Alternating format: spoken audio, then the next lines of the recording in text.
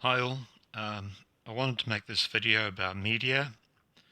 We've we are the grassroots of media. We get out there and we discuss truth. At the end of the day, people turn to their newspapers, they turn to their TV, and they turn to mainstream news for their information.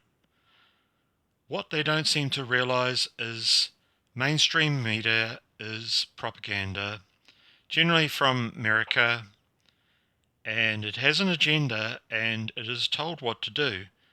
If you talk to any journalist, and I've talked to many, they are told what they can and cannot print.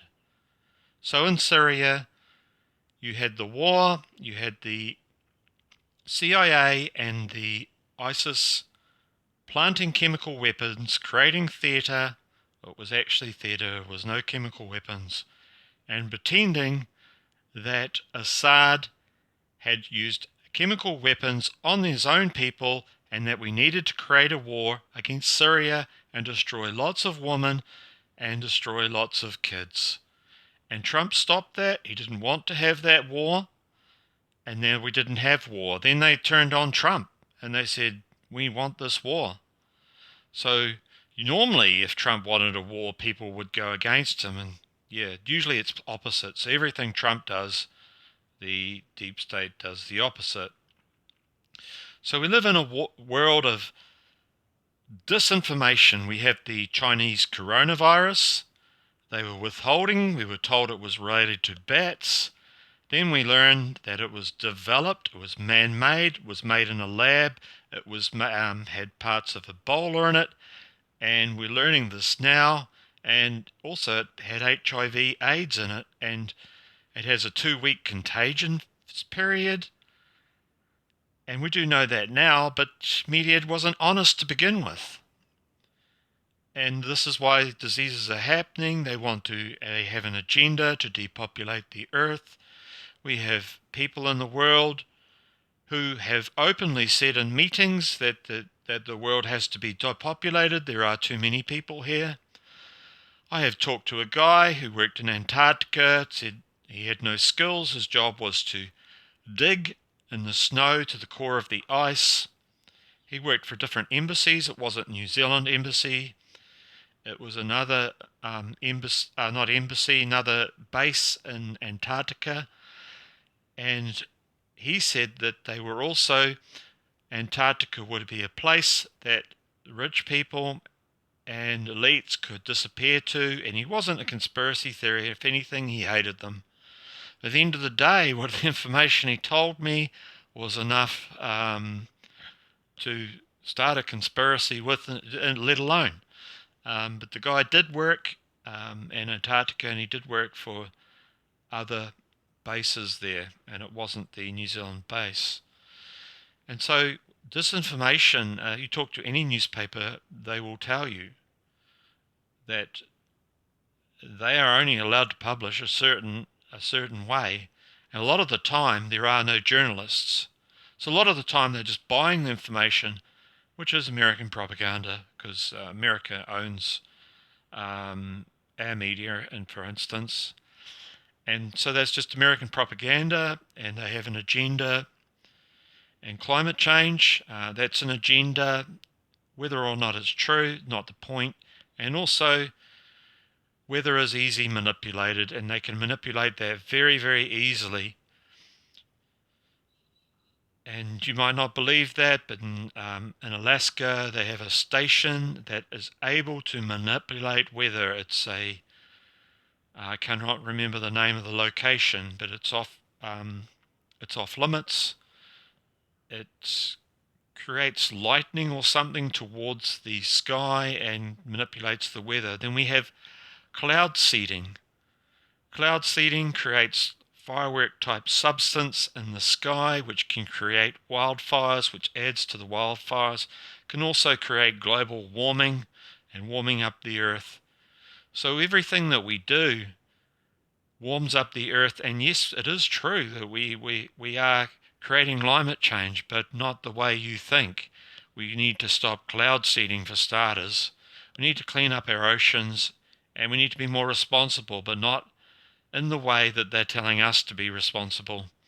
So yes, we shouldn't jet round in private jets, and a lot of the people that are jetting round in private jets are the ones who are promoting climate change. And here we are, common folk, we have to tighten our belt and get poorer for the people that are rich who just jet round telling us what to do. So you have to remember that everyone has an agenda, and be very, very careful with media. And right now, no one has done anything about the Chinese concentration camps where they put Muslims and Christians. They had NBA basketball players criticizing them in China, and then they were forced to apologize. So they get up there and say, "We do not understand." At the end of the day, they were chucking every religious person in there. They went through a de-religious program, and we did see a chap dancing. They were allowed to go in there and film. He had bruises on his face, and he was smiling, pretending he was happy, with the Chinese officials behind with their arms crossed, watching very closely. And you get near a prison camp and you have a drone or anything, you're in a lot of trouble, because you're not allowed to view a prison from above. But people have done all sorts, and they've been wondering why they're in jail. So if you go around and you're a bit of a tourist, be careful where you put your drones. Be careful what you do when you go overseas. Be careful when you criticize a country. You criticize a country, you can get thrown out. You can be thrown out in a jail. You go overseas right now with that coronavirus, you can go into a 6-week or 2-week containment, and here it could be up to 6 weeks, because of 2 weeks incubation period, or where it cannot be detected, the virus. So if you're coughing or you've got a flu, you're in a lot of trouble. So you best not travel right now to this corona thing. I do not know if it's theatre. The Chinese could be getting out there creating complete theatre and just making a mockery of it and trying to stop people, and then just playing a double secret game. We don't know what's going on, and at the end of the day, it seems to be a lot of Chinese falling down. There was some white people maybe on a boat, but we can't see them either because they're on a boat. I haven't yet seen, besides Chinese people, I haven't really seen a white person that's been down with it. Every photo and video I've seen has always been a Chinese person, and most of the time it's Chinese men that are falling down flat. Don't understand it. We have to keep an open mind.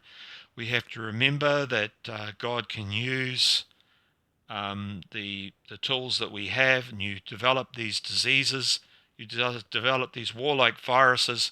What would you need a virus like that for? Because it depopulates the whole earth. There's no country that you're fighting with a virus like that. So why would you need a virus? Why are you developing these things in the lab? There is a reason, and it's us. It's us they want to depopulate. And Canada gave a strain of that virus, as I say in another video, gave a strain to the lab there in Wuhan. And they have labs there, and as far as I'm concerned, I don't know which lab that Canada sent it to, but as far as I'm concerned, it sent it to Wuhan. They've got labs there, and it seems to be a circumference type spread that going across China. Sure, some boats have got it. They've come away from China with that virus, but it does seem to be spreading a bit like a zombie outbreak. It's really, really strange. It's got Ebola in it, HIV in it. It's just the weirdest thing ever. And we're in strange times. You could say this was a plague. It could be a man-made one. At the end of the day, we don't know. And Revelations is a prophecy book where the devil has to have his way. And I hope we're not in those times. I really do. Thanks all. Bye.